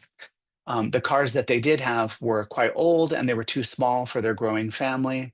So they wanted to get new cars, but looking at one and getting really close to buying it and being at the dealership and considering the contract and the payments, and the whole thing became overwhelming. And she described herself as going into an anxiety spiral, and that just kept getting worse and worse and now impacts every area of her life. So she pulled out of that car buying deal, and she's been racked with guilt, depression, and anxiety ever since that happened. And that's why she was coming to me and wanting to get the benefits of intensive therapy. So her goals, her miracle cure, when I asked her, what's the miracle you're looking for? How would you know that it had been achieved? She said, well, I'd be able to spend this hard-earned money that I'm earning with all the success that I'm having without becoming overwhelmed by fear. And I want to lower my anxiety and my depression and have the skills to prevent this from happening again in the future. So then when we laid out a treatment plan for her intensive, the goals for treatment Number one, learn and practice the skills for, and I would word this differently actually. What I would say is for managing anxiety in a more healthy manner by lowering avoidance of anxiety and increasing her tolerance for anxiety.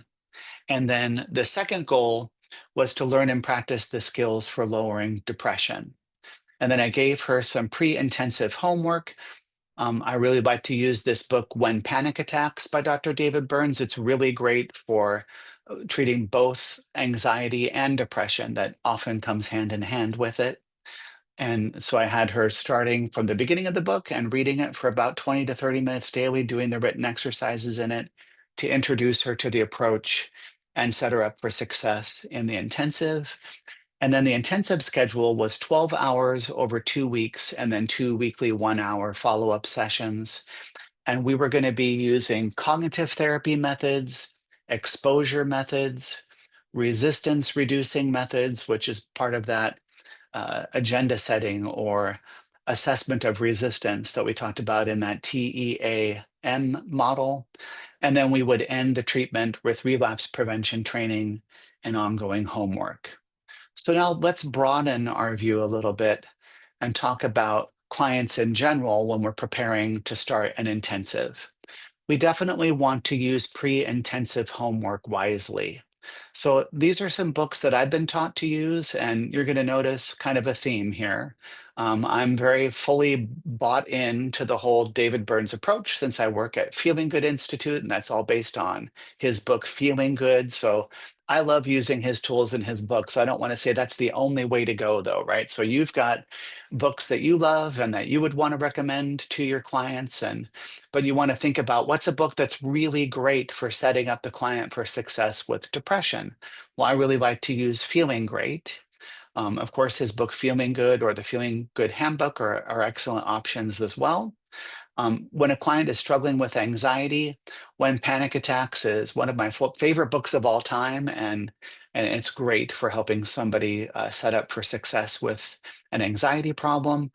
And then if somebody is struggling with an unwanted habit or an addiction, um, on Dr. Burns's website, feelinggood.com, highlighted right away and on the welcome page is this ability to get free chapters that help people with habits and addictions. So I would have them download that and they could read and start working with that in order to prepare for changing a habit or an addiction in intensive therapy. Okay, so during the intensive, we're always going to want to utilize testing. We're taking our brief mood survey before and after every session so we can see how are we doing. Are we seeing negative symptoms going down and positive feelings going up? We expect to see change in one session, but definitely over the course of multiple sessions. And reviewing that testing skillfully with the client not only helps us empathize and connect with them, but it also helps us build hope for them because when they see that the numbers are changing, they've got evidence that shows I actually am getting better, and that can help move the treatment forward. So we're going to be tracking progress towards reaching the client's goals. We do this before the initial assessment.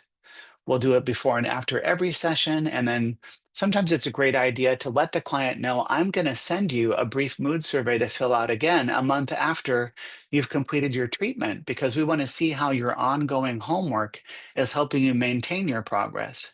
And so I'm planting a seed there when the client knows, oh, I'm going to be getting this survey and my therapist is going to be paying attention to, have I been doing my homework and am I maintaining my progress? It kind of helps them with a little bit of accountability to not just stop doing what helped them in the intensive when they're returning to their busy regular life. Um, and then of course, empathy is so key. So we're always going to be, and it's not, this TEAM structure helps us stay on a great path and keep ourselves organized and make the treatment effective, but we wouldn't want to imply that I do empathy for 15 minutes and then I then turn to only doing agenda setting. Empathy is something that we're doing throughout all of TEA and M. We're always listening and responding to what the client's experience is in the present moment, from moment to moment. So we don't just begin with empathy, but we constantly use empathy. That listening well, conveying warmth, understanding, that's just such a huge key to effective therapy, especially in an intensive, because when we're so focused on achieving goals, we don't want it to become cold and calculated and feel like it's just I'm their spreadsheet partner or something, right? Helping them fill out forms. There's a human connection that has to be there throughout the treatment. And then, of course, the initial phase of treatment has to involve building trust and connection so that we can be successful with the other elements that we're going to be sharing with them. We want to melt away resistance to change, which is what we do with agenda setting or assessing and addressing resistance. So, building skills to assess and address the resistance that we encounter in therapy has been a real key to successful treatment. I mean, I can say that for me personally, it totally transformed the way that I work with clients. And then my colleagues that I work with who also use TEAM-CBT have seen that transform their work as well. And it's especially true when doing intensives. The reason why we can help somebody find recovery from a mood problem in such a short amount of time is because we do have skills that are great at addressing resistance. And that's an essential part of the training that we do at FGI, and you've got lots of training opportunities that you'll learn about and that you can explore on our website. And then lowering resistance helps make our methods more effective when we want to make rapid change in a brief amount of time. So let's bring it back to Cynthia and find out what happened in that treatment. Well, before her first session, her pre-session testing showed that she had a moderate score of 12 out of 20 for depression. And then anxiety is getting more into the extreme range at 13 out of 20. That first session was 2 hours. There was about 30 minutes spent just on empathy. And when it was clear that she was being heard and understood and supported well, we then used our tools for melting away resistance for about 45 minutes, which led to about 30 minutes of starting to use cognitive methods. And then the final 15 minutes of that session involved assigning homework and using post-session testing. And then these were the results of just that first session. She was able to make a 50% reduction in depression and a 46% reduction in anxiety. So we were on track to achieving her goals in the therapy. And then let's talk about, in a more broader perspective, during the treatment, what are we doing? So when we're treating depression, we're going to be focusing a lot on cognitive therapy and looking at changing the thoughts that lead to depression in order to change the way the client is feeling. And then we're also going to want to use behavioral methods because there are classic methods that we want to check for that make depression worse, right? Procrastination, self-isolating, poor diet and sleep habits, problems with personal hygiene, things like that we want to look out for and address. For pre-intensive homework for depression, I already mentioned feeling great is one option. And then how about anxiety? Well, during the treatment, we want to make sure that we get to exposures, right? We want to help the client stop avoiding the things that cause their anxiety and develop a new relationship where they're saying, bring it on, anxiety, come along for the ride. I'm no longer trying to avoid you. You feel uncomfortable, but you're not dangerous. So we get that by using cognitive flooding, in vivo exposure, interoceptive exposure, which is exposure to the physical sensations of panic and anxiety. Attacking exercises are really important for social anxiety.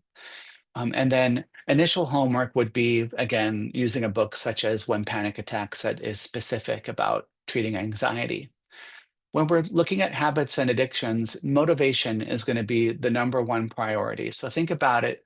Let's say somebody is coming in and they really want to address their cell phone addiction.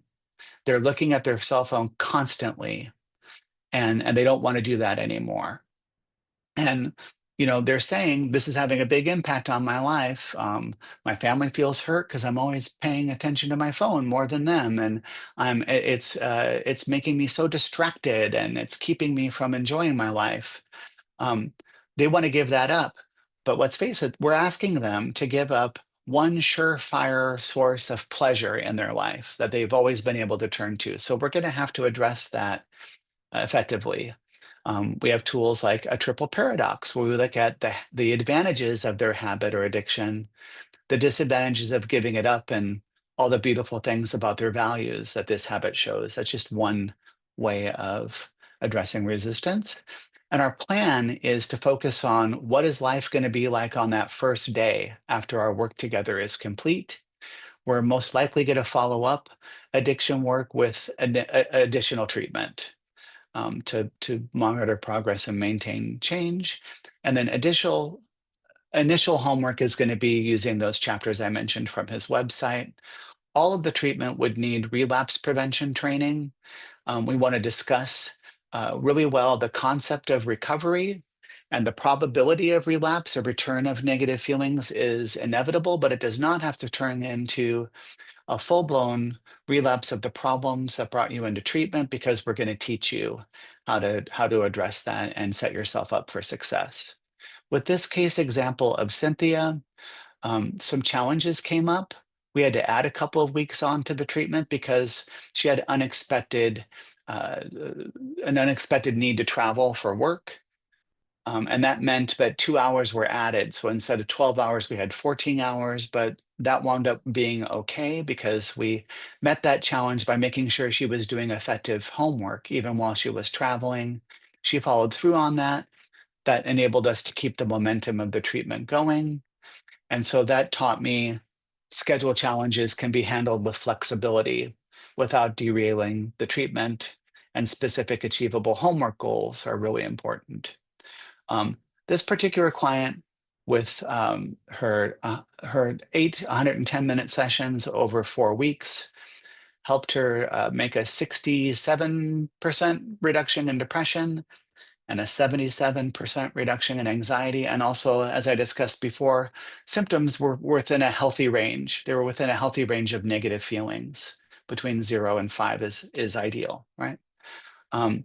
We give the client a treatment summary. I gave you an example of that in my handout packet to you, so you can see in more detail what that looks like. But we talk about their goals, all of the methods that they learned, our recommended homework, and then what we recommend for follow-up. I'm going to breeze through this because I have not left enough time to go through this. I want to make sure that there's Q&A. So there was a client who worked on a different problem with me, which had to do with his self-esteem and how he viewed himself. And he was having lots of struggles with his business that led to him feeling horrible about himself. And he'd also developed some habits that he wanted to change.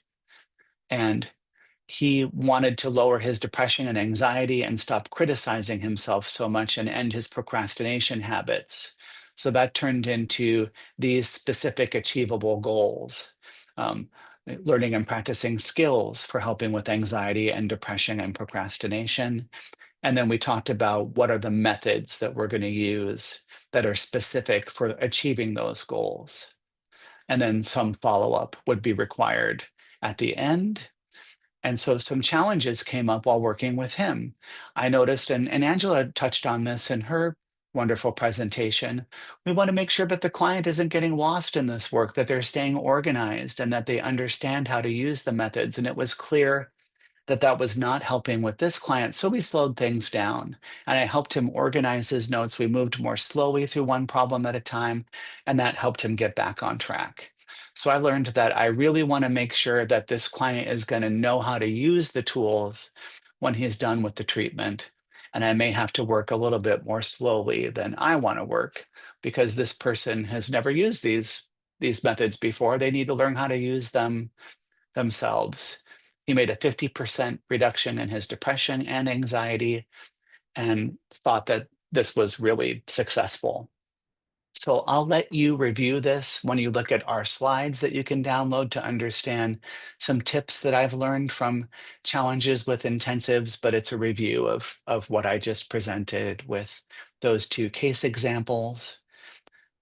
And then I'll mention that intensives at Feeling Good Institute are constantly available, and I love to collaborate with other therapists. So if you have a client who you think would be a great fit for our program and that would enhance your work with your client, then you can reach out to me, Kevin at feelinggoodinstitute.com, and I can help set up your client for success and then return them to your care when we're done. So I'm going to turn this over to Jill, who has some more things to tell us. Thank you so much, Kevin. And Angela. And so I hope you'll all stick around.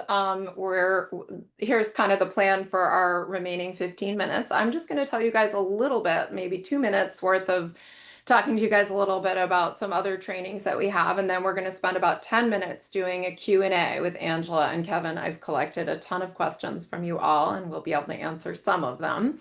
And then with 5 minutes left to go, I will drop the CE survey in the chat box. So if you can go to the next slide, Kevin, I'm just going to share with you guys a little bit because we've been getting questions about how can I learn more about this? Angela and Kevin had so many interesting things to say. So I will say that if today's training sparked some interest for you, if you feel excited to sort of take what you've learned and get your skills, increase your skills or take your skills to the next level, we would love to invite you to the Fast Track to Level 3 TEAM-CBT certification course. And this is kind of our most efficient and powerful way to help therapists kind of up level their skills. So if you can move to the next slide, Kevin. So Angela and Kevin talked to you about many techniques today. Actually, people even wrote in the chat box, I want to learn more about assigning homework. I want to learn more about these empathy skills they're referring to. What's the double standard technique? And so in the Fast Track to Level 3 course, we actually cover most of these 50 methods that are on the slide, actually, in the course of 6 months. And I'm going to break the course down for you in just a second, but if you're interested, the next kind of iteration or the next cohort of the course starts in January, and there's a coupon code there that I put in the chat box as well that's called Skill Up 50, which if you register for the course by the end of the day today and you use that, you can get $50 off. But Kevin, will you move to the next slide for me? So this slide is kind of busy. We know it has a lot, but we kind of wanted to give you a full picture of what's included. So it's a hybrid course format, which means that every week you have asynchronous material, videos that you watch of me training. So kind of didactic teaching with slides and handouts, lots of interviews of me and David Burns, who kind of created this model.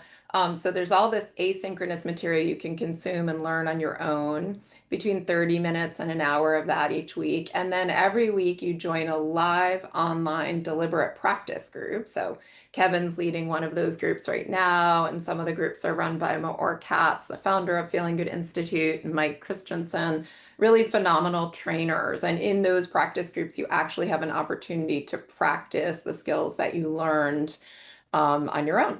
And all together, it's about 46 continuing education credits. You also get David Burns' toolkit, which includes all the measures we've been talking about, many, many tools and handouts and things like that. And it includes TEAM-CBT Level 2 and 3 certification and exam fees. And we added a 30-day money-back guarantee because we want people to know they can even try it. And if you're not happy in the first 30 days, then you can get your money back. And I think that's all I wanted to say about it on this slide. But if you're interested in registering, you can go to the Feeling Good Institute website, or you can go simply to this fasttrackcbt.com. And I also put the link in the chat box. And then on this slide, I won't read these testimonials, but often students will reach out to me during the course to say, you know, I wish I had had this course in graduate school, or finally I'm learning tools that are improving my therapy outcomes. So just wanted to share some of those comments with you that make us feel really good and excited to be able to teach and train therapists.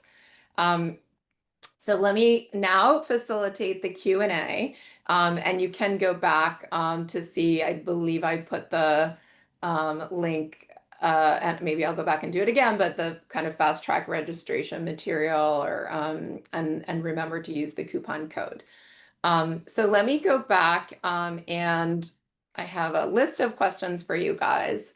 And then in a few minutes, I'll put the link to complete the survey in the chat. Okay, so the first question I will ask you, Angela, which was any more guidance from you so that clients don't continue to go on and on about their problems. So people Hmm. have the idea that you are often kind of a structured approach to, Yeah. people. So I'll just ask you that question.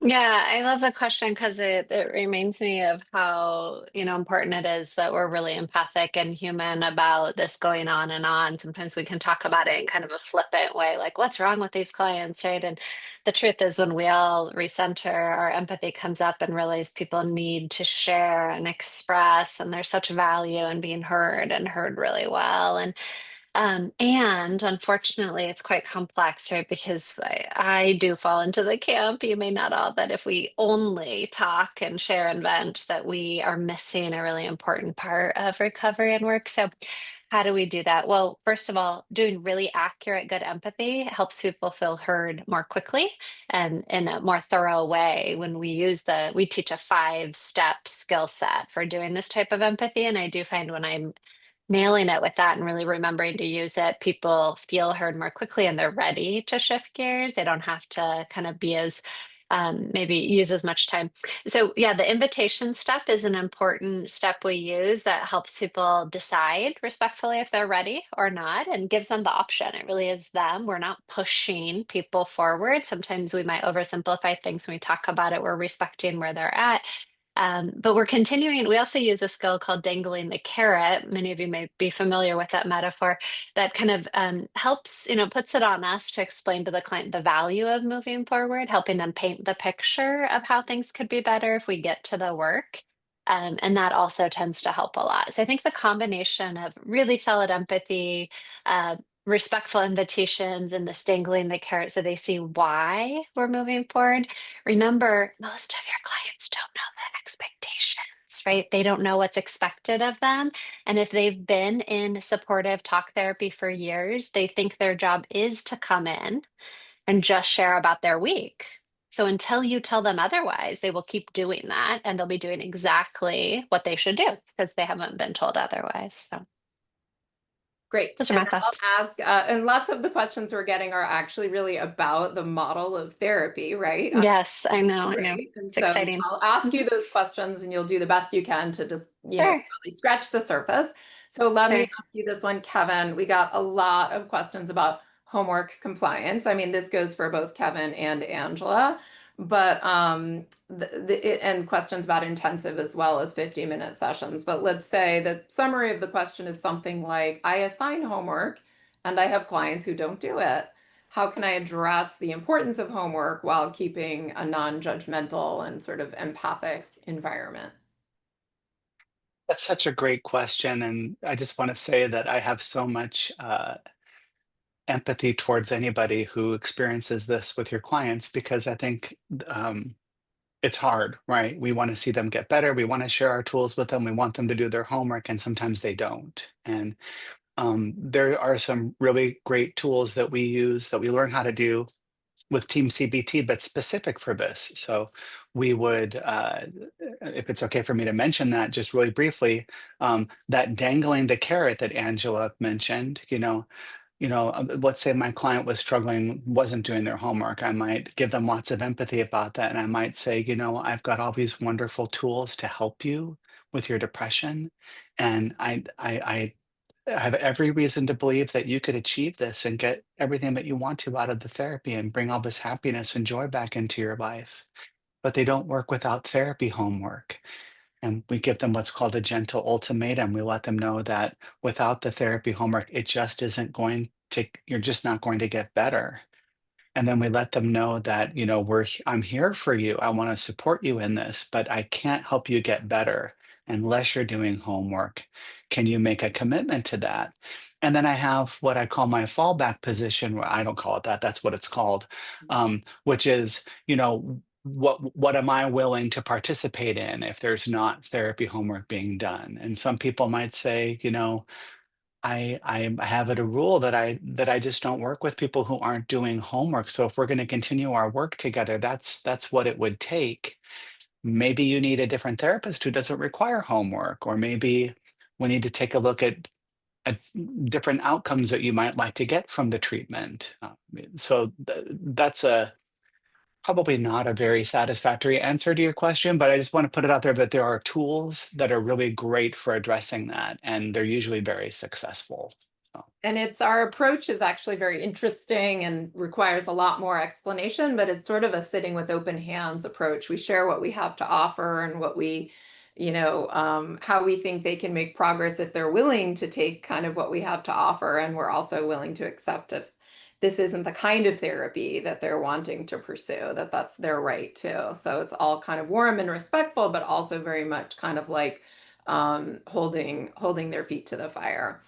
Kevin, we got a ton of questions about insurance considerations for intensive. So we did our best to answer them in the chat box, but I feel like it's best to at least make a quick comment about insurance and intensives.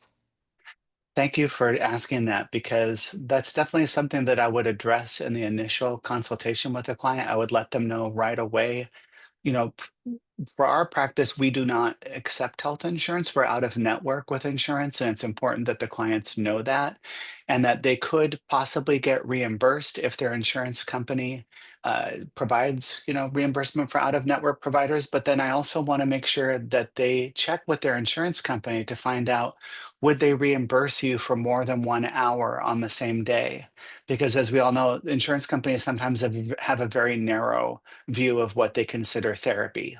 And they may only want to pay for 1 hour a week or 1 hour a day.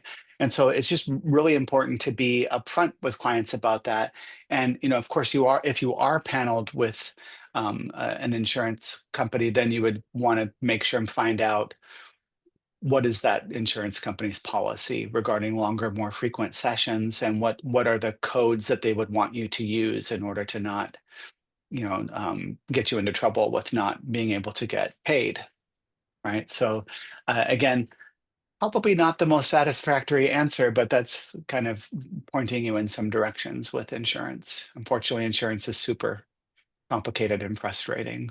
Yeah, and thank you. And I am going to ask you one more question, Kevin, which is maybe you could just make a quick comment about this.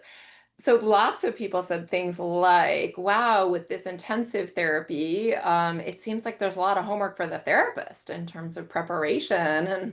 And, like how much time do you have to spend preparing for intensives? And another question was, how do you even get paid for all this extra time? And so I actually kind of take this as a compliment, by the way, which means people are realizing that you and those of us who do intensives are working really hard for our patients. We're really invested in getting our patients better. And actually, this would apply to our Mhm. 50-minute sessions too. But I don't know if you can maybe just make a quick comment. Sure. And I think I heard two questions there. One was, what is your work to prepare? Yeah. And then there was a second thing. Yeah. Someone even said if you're spending so much time preparing, how do you get paid for this extra time? Sure.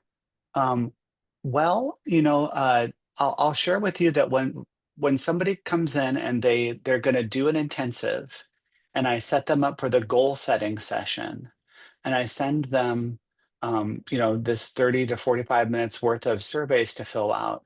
That reviewing those surveys is probably the most prep work that I do, because I go over all of that very thoroughly, and it's actually pretty easy to go through quickly. I'm using Dr. Burns's Easy Diagnostic Survey, which you can really get a picture of what are the concerns that I would want to address with them in the goal setting session pretty quickly doing that. So I probably spend about a half hour preparing for that goal setting session. And then the goal setting session itself is a lot of the prep work for the intensive, because once we know what our specific achievable goals are, the team model really informs me.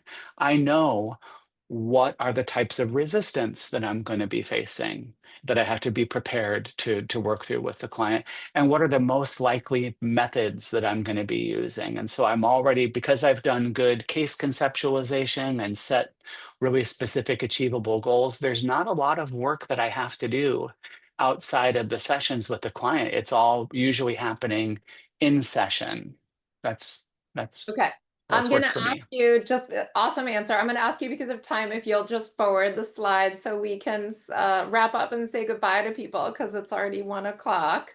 Um, Oh, the slide. Yeah, yeah, sorry. just go ahead and move us forward. So you all know how to get your CE credit. Just click on the link in the that I put in the chat. I would just say if you have any issues or difficulties, please email certification@feelinggoodinstitute.com and you'll get your CE survey in 1 week. So please don't email us before 1 week. Next slide, last slide. I want to say thank you to everyone for joining us today, whether you joined as a therapist or maybe someone exploring new ways to feel better. Sometimes you have people in the general public too. We hope the experience with us today gave you some insight, some hope, and some tools that you can carry forward. And so, if you're a therapist looking to do more training with us, we hope you'll join us for future webinars or the fast track course. If you're a patient looking for more support or a therapist wanting to refer to us, we hope you'll check out our website at feelinggoodinstitute.com and hope this is just the beginning of your learning journey with us. And thank you so much to Angela and Kevin, and thanks to everyone for spending your time with us today. We hope that we'll see you in the future. Thanks, everybody. Hey, thank you. Take care.